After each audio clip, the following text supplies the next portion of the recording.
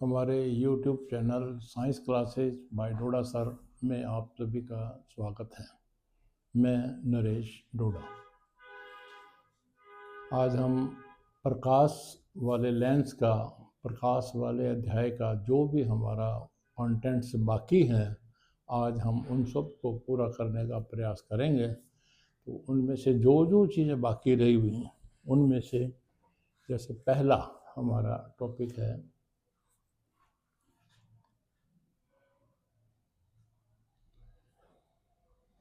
Lens के दैनिक जीवन में उपयोग। ये लेंस हमारे जीवन में कहाँ कहाँ पर काम आते हैं।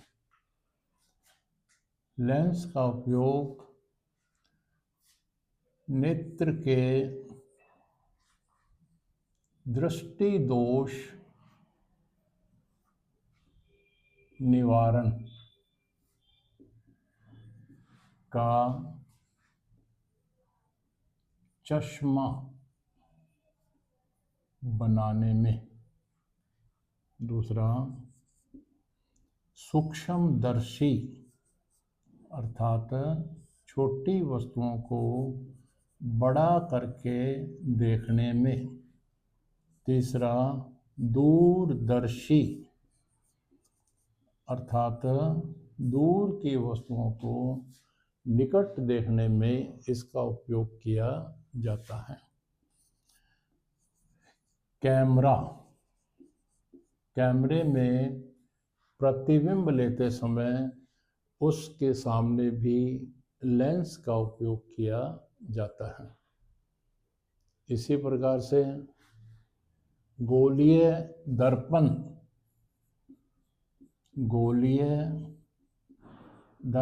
के हमारे जीवन में, दैनिक जीवन में क्या उपयोग है। वाहनों के पीछे का दृश्य देखने के लिए इस दर्पण को हम साइड दर्पण भी कहते हैं। इस गोलीय दर्पण का उपयोग किया जाता है। आजकल बड़े शहरों के सैलून में समतल दर्पण का उपयोग नहीं किया जाता, वहाँ शेविंग के लिए गोलीय दर्पण का उपयोग किया, जो प्राय अवतल दर्पण होता है।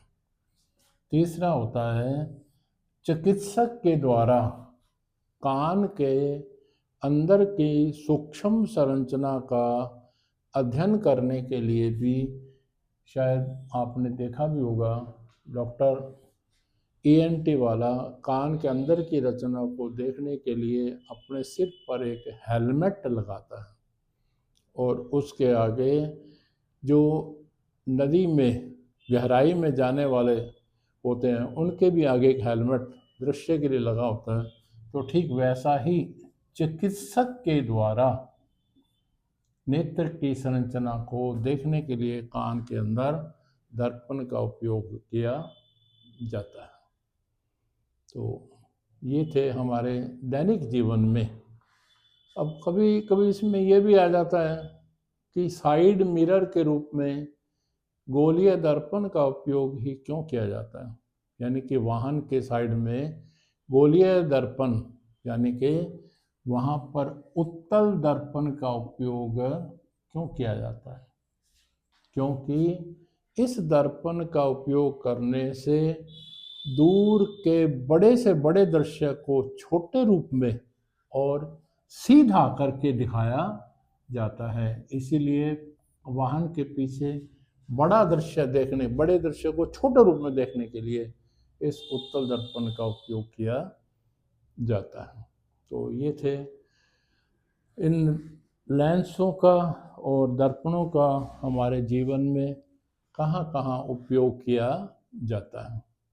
अब हम करेंगे लेंस सूत्र कि ये लेंस सूत्र क्या है और इसमें प्रयुक्त होने वाले प्रतीकों के पूरे नाम क्या है। तो इस लेंस सूत्र को हम सबसे पहले लिखते हैं 1/f लेंस सूत्र 1/f बराबर 1/v माइनस 1/u। जैसा कि रेखा चित्र बनाते समय भी हमने सूत्र का उपयोग किया है, ठीक वही सूत्र यहाँ भी काम में आता है। और शायद आपको विदित भी होगा कि f यहाँ क्या हुआ है, उस लेंस की फोकस दूरी है। दूसरा v क्या है, लेंस से प्रतिबिंब की दूरी, लेंस से प्रतिबिंब की दूरी। और u यहाँ पर क्या है, लेंस से या लेंस के सामने वस्तु की दूरी, लेंस से वस्तु की दूरी। इस सूत्र का हम बहुत सारे रेखा चित्र बनाने में उपयोग भी करते हैं। अभी लेंस के अंदर एक सूत्र और पूछा जाता है कि लेंस की क्षमता, लेंस की क्षमता। सबसे पहले तो इसकी परिभाषा पूछी जाती है कि लेंस की क्षमता की परिभाषा क्या है। किसी भी लेंस की फोकस दूरी का व्युत्क्रम, लेंस की फोकस दूरी का व्युत्क्रम, व्युत्क्रम अर्थात उसका ऑपोजिट, उसका उल्टा। तो इस परिभाषा के अनुसार सूत्र क्या बना, परिभाषा के अनुसार P is equal to 1/f। जैसा कि f आपको भी यहाँ बताया भी है, लेंस की फोकस दूरी है। यदि हम उसी संख्या को 1/ करके लिखते हैं तो ये हो जाता है फोकस दूरी का व्युत्क्रम। यहाँ P क्या है, P मीन्स पावर, पावर का हिंदी अर्थ होता है क्षमता। यहाँ लेंस की क्षमता का मात्रक क्या होता है, इसका यूनिट क्या है, इसका यूनिट होता है डायप्टर, जिसको कैपिटल D से व्यक्त किया जाता है। अपने कभी कभी डॉक्टर के पास जाते हैं, आई चेक करवाते हैं, तो वो भी कहता है कि आपका लेंस जो है 2 नंबर का है, 1.5, 1.5 नंबर का है। नंबर के आगे हमेशा D लिखा होता है, इसका मतलब है कि वो डायप्टर में व्यक्त किया जाता है। ये डायप्टर तभी व्यक्त होता है यदि उस लेंस की फोकस दूरी मीटर में दी हुई हो। सपोज करें हम पेपर में कोई हमारे पास एक आंकिक प्रश्न न्यूमेरिकल आ गया, उसमें इसकी फोकस दूरी सेंटीमीटर में दी हुई है और हमारे को उसकी क्षमता याद करनी है, तो सबसे पहले हम उस सेंटीमीटर को किस में कन्वर्ट करेंगे, मीटर में कन्वर्ट करेंगे, और फिर हम उसका व्युत्क्रम करेंगे, तब हमारे पास क्या आ जाएगी, उस लेंस की क्षमता आ जाएगी। जैसे फॉर एग्जांपल देखिए, बाय द वे पेपर में आ गया क्या एक लेंस की फोकस दूरी 25 सेंटीमीटर है, तो बताइए इसकी क्षमता कितनी होगी। अब देखिए, जैसा कि आपको मैंने पहले भी बताया, यहाँ पर फोकस दूरी सेंटीमीटर में दी हुई है, जबकि हमारे को यहाँ किस में चाहिए, मीटर में। तो सेंटीमीटर में मीटर कितने होते हैं, मीटर में सेंटीमीटर 100 होते हैं, इसलिए हम इसको 100 से डिवाइड करेंगे। तो हमारा सूत्र है P is equal to 1/f is equal to 1/25 divided by 100। हमने इसको 100 से डिवाइड कर दिया, अब ये बन गया मीटर। अगर इसको सॉल्व करेंगे तो ये 100 कहाँ चला जाएगा, ऊपर, तो ये आ गया 100 divided by 25 then is equal to 4D। अब इसके आगे सिंबल कौन सा, क्योंकि लेंस दो प्रकार के हैं, एक उत्तल है एक अवतल है, तो इसके आगे अगर लेंस का नाम नहीं आया तब हम इसके आगे प्लस और माइनस दोनों ही लिखेंगे। अगर वो लेंस उत्तल है, मान लीजिए यहाँ लिख देता हूँ वो उत्तल लेंस की फोकस दूरी है, तब हम यहाँ माइनस नहीं लगाएंगे, केवल प्लस 4D लिखेंगे। इसी प्रकार से अगर यहाँ पर अवतल लेंस लिखा होता तब हम यहाँ प्लस नहीं लगाते, माइनस, और अगर लेंस का नाम नहीं दिया तब भी हमारे को प्लस और माइनस दोनों का निशान लगाना बहुत ज़रूरी है, अथवा इस उत्तर को अधूरा माना जाता है और जो जांच करता है वो इसका कुछ अंश प्राप्तांकों में से काट भी सकता है। कभी कभी पेपर में ठीक इसका ऑपोजिट भी आ जाता है। जैसे आपको दिया हुआ आ जाए कि एक लेंस की, मान लीजिए वो कहता है उत्तल लेंस की फोकस और उसकी क्षमता जो है 2D है। मान लीजिए सपोज करें उसने नाम या अवतल दे दिया, उत्तल दे दिया, कुछ भी दिया, तब हम इसको इसके आगे नोट करेंगे। अब यहाँ पर जो है क्योंकि उत्तल दिया हुआ है तो ये आएगा प्लस। तो अब हम इसको करेंगे, हमारा फार्मूला है P is equal to 1/F, और F को कैलकुलेट करना है तो हम क्या करेंगे, क्रॉस मल्टीप्लाई करेंगे। 1 is equal to P into F, या PF इज इक्वल टू 1, और F कैलकुलेट करना है तो P दूसरी साइड में जाएगा, तो ये हो जाएगा F is equal to 1/P। 1/P का मतलब हो गया 1/2। अब यहाँ 1/2 के आगे हमने यूनिट कोई मात्रक तो फिर नहीं लगाया, क्योंकि ये D में आया हुआ, इसलिए इसकी फोकस दूरी किस में आएगी, मीटर में। तो या तो हम लिखें 1/2 मीटर, या इसके बना दे सेंटीमीटर, तो ये हो जाएगा 50 सेंटीमीटर। इस प्रकार से कभी कभी आपके पास ऐसी फोकस दूरी को देते हुए आपसे नेत्र रोग निवारण हेतु भी पूछा जाता है। जैसे मैं अभी आपको बता रहा हूँ, मुख्यतः नेत्र दोष, दृष्टि दोष दो प्रकार के होते हैं। एक होता है निकट दृष्टि दोष और दूसरा होता है दूर दृष्टि दोष। निकट दृष्टि दोष के लिए हमेशा उत्तल लेंस का उपयोग किया जाता है, और दूर दृष्टि दोष के लिए अवतल लेंस का उपयोग किया जाता है। ये हम जानते हैं। मैंने ये क्यों समझाया, क्योंकि कभी कभी क्वेश्चन को आगे बढ़ाने के लिए तो वो इस क्वेश्चन को यूं भी लिख देते हैं कि एक लेंस देखिए नाम नहीं दिया, +2D क्षमता का है, तो बताइए इसकी फोकस दूरी कितनी होगी और यह कौन सा दृष्टि दोष निवारण के काम आएगा। क्योंकि लेंस का नाम नहीं दिया लेकिन यहाँ प्लस दिया हुआ, तो यहाँ प्लस से हम अनुमान लगा लेंगे कि ये कौन सा लेंस है, उत्तल लेंस है। तो इसकी फोकस दूरी ज्ञात करेंगे, तो 1/P is equal to P का मान रखने पर 1/2 बराबर आ गया 50 सेंटीमीटर। चूंकि इसे आगे प्लस लिखा है तो प्लस का मतलब हो गया उत्तल लेंस, और उत्तल लेंस का उपयोग कौन से रोग निवारण में किया जाता है, निकट दृष्टि दोष निवारण में किया जाता है। तो इस एक छोटे से क्वेश्चन के उसने 3 पार्ट कर दिए, सिर्फ आपको पहचान प्लस की होनी चाहिए।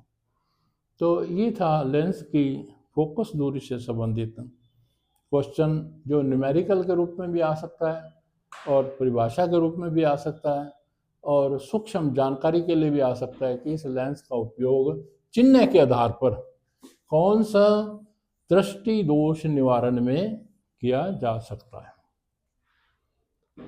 ये मेरे ख्याल से बहुत इजी सा ही आपको लगा भी होगा और समझ में भी आ गया होगा। फिर भी मेरा वही कहना है कि बाय द वे अगर आपको कठिन लगे या कोई बात समझ में नहीं आई हो तो आप इसे कमेंट बॉक्स में डालेंगे, तो मैं इसको यथासंभव और भी ज़्यादा किसी उदाहरण के द्वारा सरल करके अपना समझाने का प्रयास दूंगा। अब हम करते हैं गोलीय दर्पण की आवर्धन क्षमता का सूत्र। अब कभी कभी एग्जाम के अंदर गोलीय शब्द नहीं आता, दर्पण शब्द दिया जाता है, क्योंकि हमें पता है कि हमारे सिलेबस के अंदर समतल दर्पण का तो उसमें कहीं नाम ही नहीं आया। तो दर्पण आया तो हमारे पास कौन सा है? अब लेंस तो है नहीं, क्योंकि नाम दर्पण दिया हुआ है, तो हम यहीं से कभी कभी पहचान भी करते हैं उसकी कि गोलीय दर्पण की आवर्धन क्षमता। सबसे पहले आती है इसकी परिभाषा, जैसा कि नाम से पता लग रहा है, आवर्धन अर्थात आकार को छोटे से बड़ा करना। तो यहाँ सीधी सी परिभाषा इसकी क्या बन गई? किसी भी लेंस के द्वारा सूक्ष्म वस्तु के आकार को कितने गुना बड़ा करके दर्शाया जाता है। मान लीजिए एक वस्तु की ऊंचाई 1 सेंटीमीटर है और जो उसका प्रतिबिंब आ रहा है वो 3 सेंटीमीटर आ रहा है, तो इसका मतलब ये उसके आकार को कितना बड़ा कर रहा है? 3 गुना कर रहा है। तो उसको 3 गुना बढ़ाने की क्षमता को हम इसकी आवर्धन क्षमता कहते हैं, और इसे m से प्रदर्शित किया।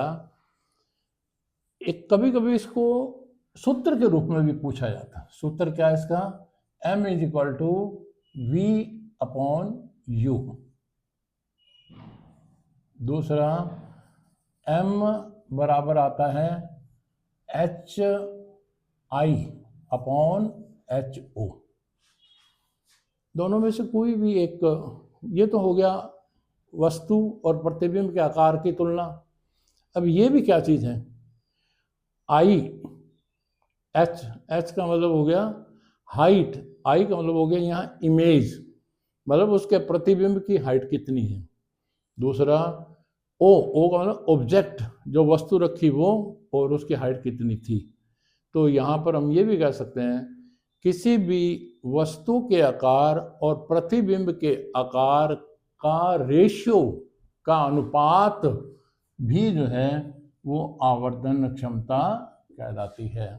किसी भी वस्तु की ऊंचाई और प्रतिबिंब की ऊंचाई का अनुपात है वो भी आवर्धन क्षमता कहलाती है। अब यहाँ पर इस आवर्धन क्षमता के आधार पर ही हम दैनिक जीवन में लेंसों का उपयोग करते हैं। यहाँ देखिए, जैसे कि अभी हमने पावर किया, पावर का मात्रक डायोप्टर था। यहाँ पर जो है ना किसी प्रकार का आवर्धन क्षमता का कोई मात्रक नहीं लिया जाता, क्योंकि वस्तु की हाइट, प्रतिबिंब की हाइट, दोनों का जो मात्रक है वो मात्रक से मात्रक कैंसिल हो जाता है। अब हम करेंगे कुछ, क्योंकि न्यूमेरिकल भी सॉल्व करना चाहेंगे पेपर में। जब भी इसका क्वेश्चन आता है कोई ना कोई, तो लगभग बहुत ज़्यादा संभावनाएं होती हैं कि उसके साथ एक आध आंकिक क्वेश्चन भी आपको दिया जाता है। तो यथासंभव हम प्रयास करें कि हम कैसे इसको सॉल्व भी कर पाएंगे। तो उसके लिए हमारे को चाहिए नई कार्तीय चिन्ह है परिपाटी। मतलब किस प्रकार से हम दी गई राशियों का मान, दिशा इस विधि के अनुसार, इस परिपाटी के अनुसार निर्धारित करें कि हमारा आने वाला आंसर जो है वो बिल्कुल ठीक आ जाए। तो पहला परिपाटी या पहला नियम इसका क्या है? किसी भी लेंस अथवा गोलीय दर्पण के सामने वस्तु किसके? लेंस या दर्पण के सामने बाएं हाथ की ओर या बाईं ओर मुख्य अक्ष पर रखी जाती है। चित्र बनाते समय ध्यान रखें, कभी भी आप वस्तु को दाएं हाथ की ओर न रखें, अन्यथा इस परिपाटी के अनुसार आपका चित्र पहले ही कट जाएगा।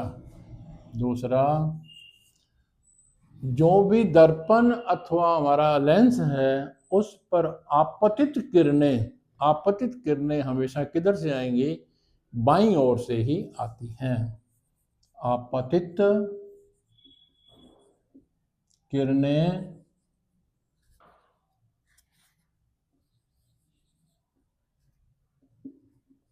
किस दिशा से आती हैं? बाईं ओर से आती हैं। तीसरा, किरणों की लंबाई दर्पण के प्रकाश केंद्र और दर्पण के ध्रुव और लेंस के प्रकाश केंद्र से मापन उसका किया जाता है। किरणें जो मुख्य अक्ष के समानांतर होती हैं, मुख्य अक्ष के समानांतर किरणों की लंबाई का मापन कहाँ से करेंगे हम? लेंस के प्रकाश केंद्र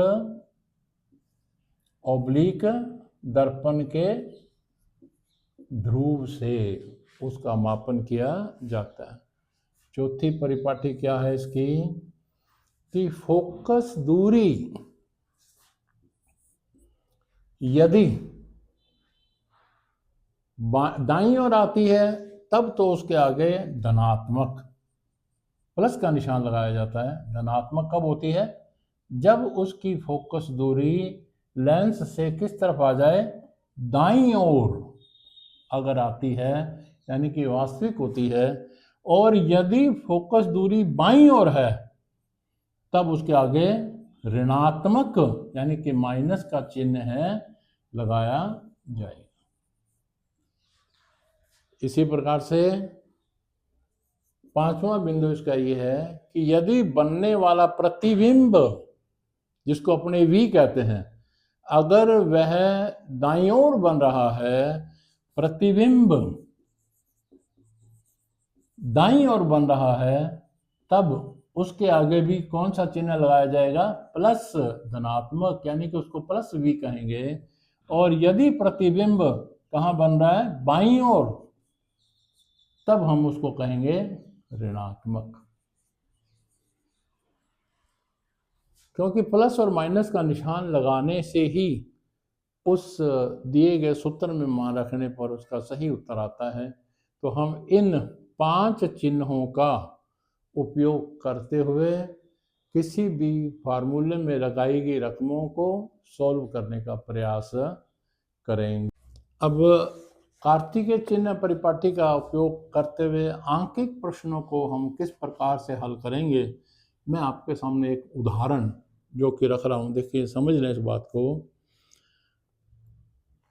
5 सेंटीमीटर लंबा कोई बिंब 10 सेंटीमीटर फोकस दूरी के किसी अभिसारी लेंस, मतलब उत्तल लेंस से 25 सेंटीमीटर की दूरी पर रखा जाता है, तो प्रकाश किरण का रेखा चित्र बनाते हुए प्रतिबिंब की स्थिति, साइज और प्रकृति ज्ञात कीजिए। अब देखिए, जैसा कि मैं अभी कर रहा हूँ, वैसे आपको भी एग्जाम में ठीक ऐसा ही करना है। सबसे पहले हम करेंगे लेंस का नाम, दूसरा लेंस की फोकस दूरी जो दिया हुआ है 10 सेंटीमीटर, और इसके सामने जो वस्तु रखी गई है उसकी हाइट है HO बराबर 5 सेंटीमीटर, और इसका जो U दिया गया है वो है 25 सेंटीमीटर। V, ये देखिए हमसे पूछा गया V प्रतिबिंब, क्या पूछा गया? एक तो प्रतिबिंब का आकार कैसा होगा, दूसरा उसकी स्थिति वो कहाँ पर बनेगा, और तीसरा उसकी प्रकृति कैसी होगी। हमने बहुत बार रिपीट किया आपको एग्जाम्पल को, प्रतिबिंब बना बना के बताया आपको। तो अब हमने इन जो भी इसमें दिए हुए थे उनको नोट कर लिया। अब हम हमारी परिपाटी चिन्ह का उपयोग करते हुए सूत्र में इसको लगाकर हम इसको हल करने का प्रयास करते हैं। तो देखिए सूत्र हमारा क्या है, 1/f is equal to 1/v minus 1/u। तो सबसे पहले आप सूत्र में इसका मान रख दें, ये हमारे पास f1/10। अब चूंकि उत्तल लेंस है तो उत्तल लेंस की फोकस दूरी वास्तविक जो कि हमेशा दाईं ओर होती है, इसलिए हम इसके आगे प्लस का चिन्ह कार्तीय चिन्ह परिपाटी के अनुसार लगाएंगे। इज इक्वल टू 1/v, इसको तो अभी हमारे को ज्ञात करना है, माइनस 1/u। u को भी यहाँ मान दिया हुआ है 25 सेंटीमीटर। ये हम कहाँ रख रहे हैं, उत्तल, क्योंकि वस्तु हमेशा चाहे वो दर्पण हो चाहे लेंस हो हमेशा बाईं ओर ही रखी जाती है, और बाईं ओर रखी गई वस्तु किरण सब के आगे माइनस का निशान लगाया, तो ये होगी चिन्ह परिपाटी का उपयोग करना। अब हम इसको सॉल्व करेंगे तो जो u की राशि है उसको बाईं ओर ले आएंगे। 1/10 इज इक्वल टू प्लस 1/-25 बराबर 1/v। अब 10 और 25 का हम लोग उत्तम लेंगे तो कितना आ गया, 50। इसको सॉल्व करेंगे तो 5 प्लस, और इसको सॉल्व करेंगे तो ब्रैकेट में -2। अब देखो ब्रैकेट को फिर खोलेंगे तो प्लस माइनस क्या हो जाता है, minus, plus minus minus, minus minus plus, plus plus plus. तो अब हमारे पास ये हो गया 5 - 2/50 बराबर 3/50। अब 1/v बराबर आया है 3/50, तो v बराबर कितना आ गया, 50/3। अगर हम इसको सॉल्व करेंगे तो ये हमारे पास आ गया 16.6, यानी कि v की स्थिति कहाँ पर आ रही है, 16.6 पर आ रही है। ये अब हम इसका किरण चित्र बनाएंगे। मैंने आपको बार बार फार्मूले बताए थे कि कहाँ बन रहा है, आप उससे भी जरा अनुमान लगाएं, थोड़ा सा देखें। जिसका f दिया हुआ है 10, तो 2f उसका कितना हो जाएगा, 20, और u आपको दिया हुआ आ गया 25, यानी कि 2f से दूर। अगर इसकी वैल्यू को इसमें आप पुट करेंगे तब भी प्रतिबिंब हमारा कहाँ आएगा, f और 2f के बीच में। मैं आपको बार बार कह रहा था 10 के बीच में 11, 12, 13, 14, 15, 18, 19 जो मर्जी लगाओ। अब ये हमारे पास आ रहा है 16.6, इसका मतलब f और 2f के बीच में बनेगा। इससे भी आइडिया हो गया और हमारे सूत्र में भी इसका मान आ गया। अब हम इसका चित्र, रेखा चित्र जिसको कहते हैं, वो बनाते हैं।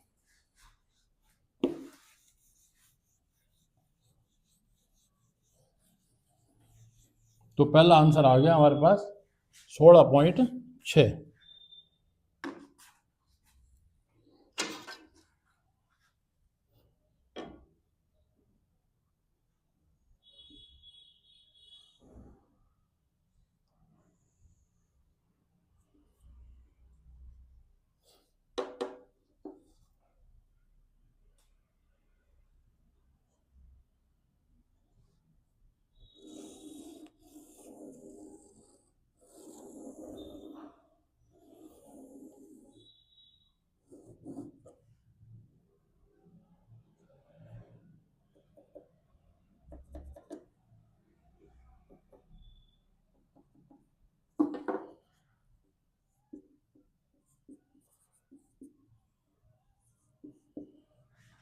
अब u कहाँ पर है हमारा, 2f से दूर, तो हम इसको 2f से दूर और कितनी हाइट का है उतना बिल्कुल एक्यूरेट इसमें स्केल से इसको मेजर करेंगे। देखिए कितना 5 सेंटीमीटर का लिखा गया, तो हम इसको मान भी लें। अगर हमारे पास जैसे लेंस सपोज करें छोटा रह गया इसके अंदर, क्योंकि 10 सेंटीमीटर का लेंस भी पेपर पर बनाना मुश्किल होता है, अतः हम इससे इसको आइडिया कर लेंगे, क्योंकि हम कैलकुलेशन इसमें दोबारा कर लेंगे इसके आगे।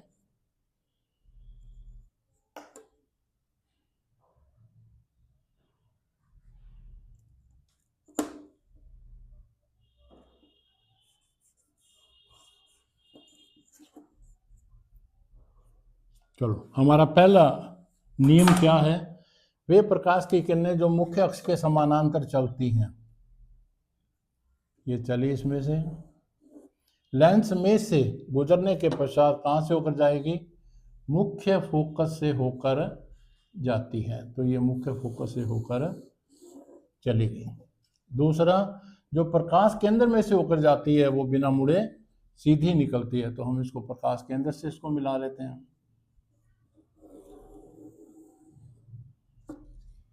ये देखिए कहाँ पर बन गया, जैसा कि अभी भी आप देख रहे हैं FO2F के बीच में। तो हमारी स्थिति भी कितनी आई थी? FO2F के बीच में आई थी। अब हम इस चित्र के अनुसार और फार्मूले के अनुसार ज्ञात कर चुके हैं कि जो प्रतिबिंब की स्थिति है वह 16.6 सेंटीमीटर आई है। तो हम इस प्रश्न के शेष जो बातें और पूछी गई हैं उनको भी ज्ञात करना है।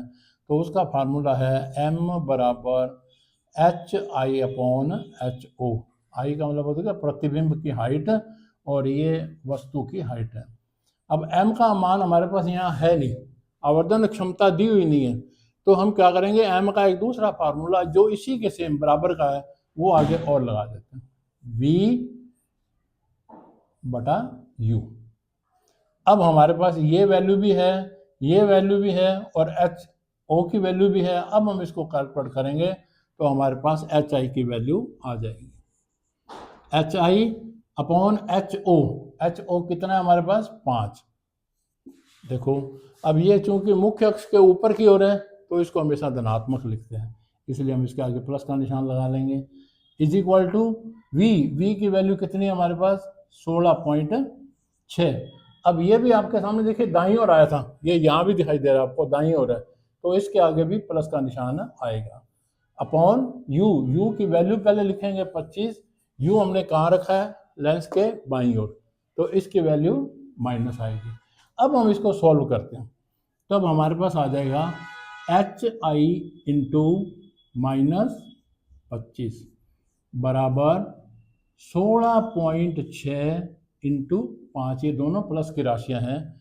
अब हम अगर इसको सॉल्व करेंगे तब हमारे पास आ जाएगा 16.6 इंटू 5, ये राशि नीचे आएगी -25।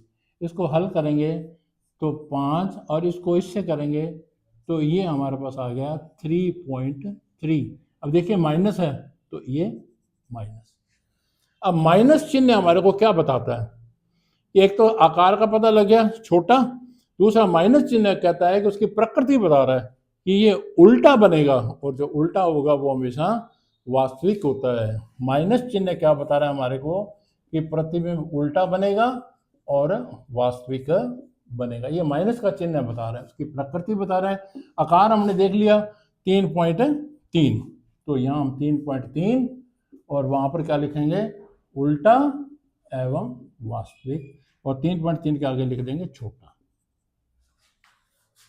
और ये हमारा वीडियो आज की क्लासेस का प्रकाश का टॉपिक पूरा हुआ है। और अगर आपको ये बहुत यूँ कहते ईजिली समझ में आया, अच्छा लगा, कुछ इसको पढ़कर दिमाग में भी अगर आपके कुछ थोड़ा सा सरलता उत्पन्न हुई है, बोर्ड के प्रति कुछ मनोबल बना है, तो हमारी इस वीडियो को शेयर करें, लाइक करें और अधिकतम बच्चों को शेयर करने का काम करें।